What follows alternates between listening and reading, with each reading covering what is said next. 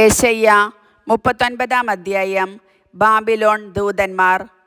അക്കാലത്ത് ഹെസക്കിയ രാജാവ് രോഗിയായിരുന്നിട്ടും സുഖം പ്രാപിച്ചു എന്നുകേട്ട് ബലാദാൻ്റെ പുത്രനും ബാബിലോൺ രാജാവുമായ മെറോദാക്ക് ബലാദാൻ എഴുത്തുകളും സമ്മാനങ്ങളുമായി ദൂതന്മാരെ അവൻ്റെ അടുത്തേക്ക് അയച്ചു. ഹെസക്കിയ അവരെ സ്വീകരിച്ചു. അവൻ തൻ്റെ ഭണ്ഡാരവും വെള്ളിയും സ്വർണവും സുഗന്ധവ്യഞ്ജനങ്ങളും പരിമള തൈലവും തൻ്റെ ആയുധശാല മുഴുവനും സംഭരണശാലകളിൽ ഉണ്ടായിരുന്ന സർവ്വവും അവർക്ക് കാണിച്ചു കൊടുത്തു.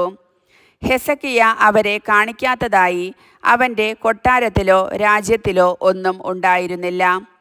ഏശയ്യാ പ്രവാചകൻ ഹെസക്കിയ രാജാവിനെ സമീപിച്ച് ചോദിച്ചു, ഇവർ എന്തു പറഞ്ഞു?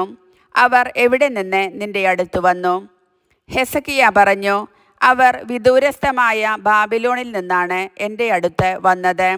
അവൻ ചോദിച്ചു, അവർ നിന്റെ ഭവനത്തിൽ എന്തെല്ലാം കണ്ടു? ഹെസക്കിയ പറഞ്ഞു, എൻ്റെ ഭവനത്തിലുള്ളതെല്ലാം അവർ കണ്ടു. ഞാൻ അവരെ കാണിക്കാത്തതായി എൻ്റെ സംഭരണശാലകളിൽ ഒന്നുമില്ല.